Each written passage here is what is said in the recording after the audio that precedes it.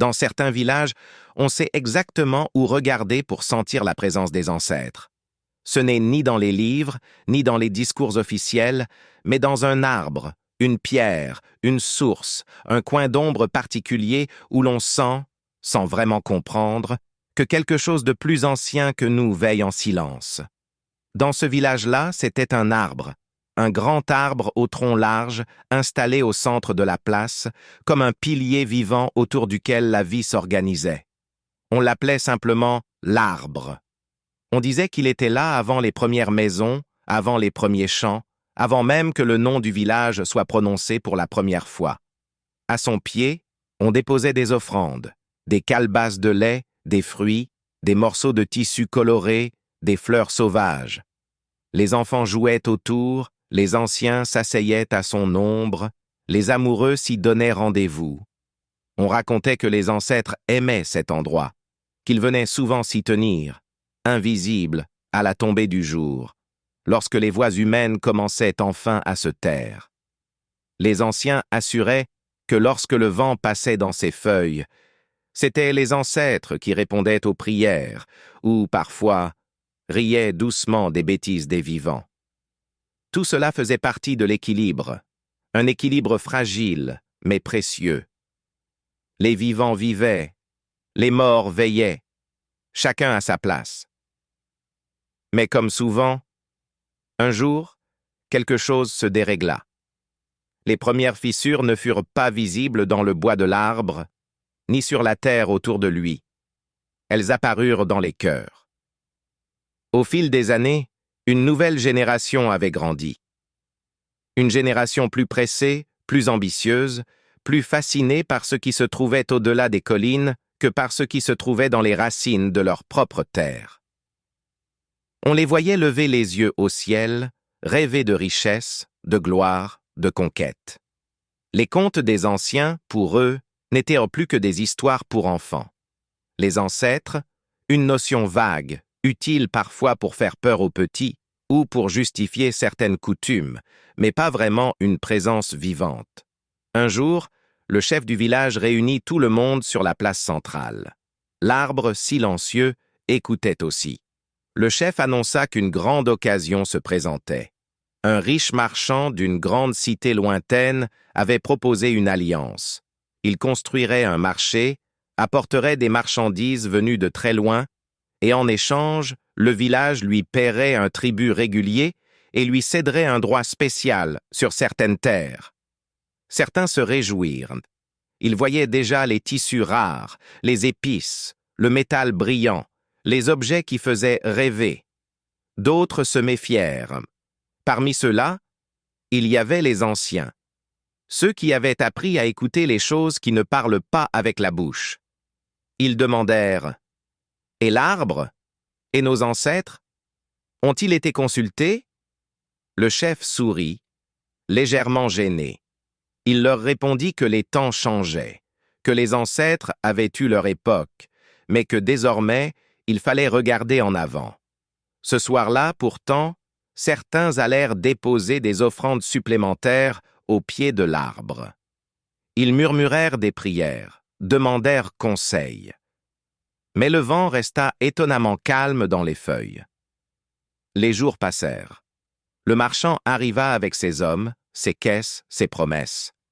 Il regarda le village, ses ruelles, ses maisons, sa place centrale, et ce grand arbre planté en plein milieu du passage. Il déclara qu'il fallait plus d'espace pour construire un vrai marché, avec des étals, des abris, des entrepôts. L'arbre, selon lui, gênait. Il proposa de le couper ou au moins de le déplacer.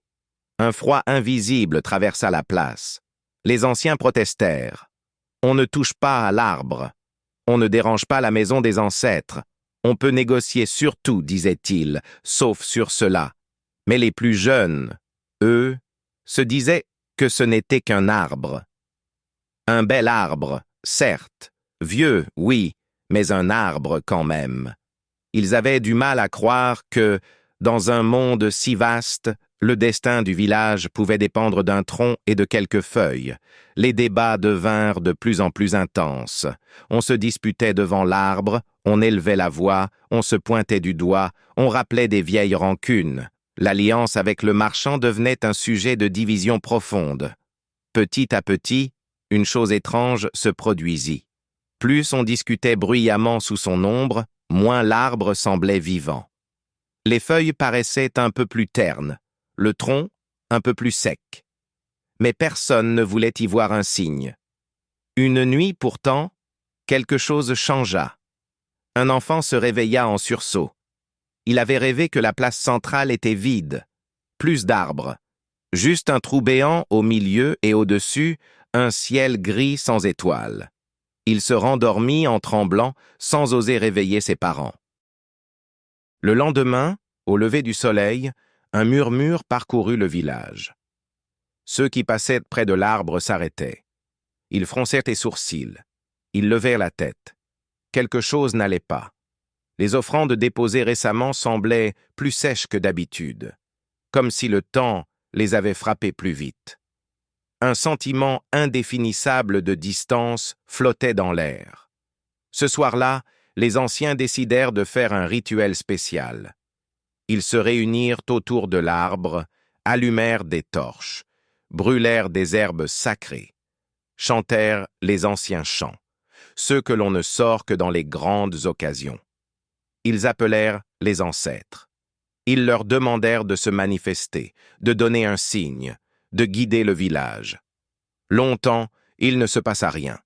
Le feu crépitait, la fumée montait dans le ciel, les chants se succédaient. Puis, doucement, le vent se leva. Mais au lieu de s'engouffrer dans les branches de l'arbre, comme d'habitude, il sembla glisser à côté. Les feuilles restèrent étrangement immobiles.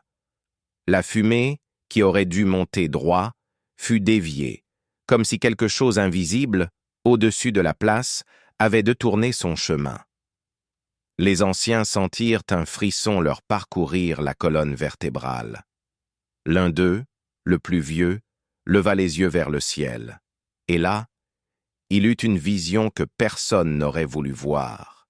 Il vit, dans une clarté que ses yeux fatigués n'avaient pas connue depuis longtemps, une assemblée d'ombres, haute, silencieuse, tournée, ailleurs.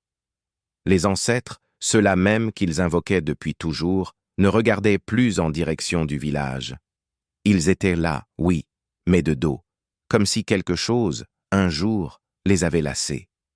Comme si, fatigués qu'on les utilise seulement pour justifier des choix intéressés ou des querelles humaines, ils avaient choisi de se retirer. Ce vieux-là ne dit rien sur le moment. Il avait trop peur de ses propres mots. Mais la rumeur, elle, commença à se répandre.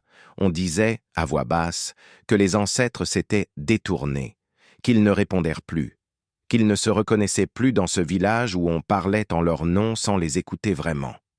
Pendant ce temps, les négociations avec le marchand se poursuivaient.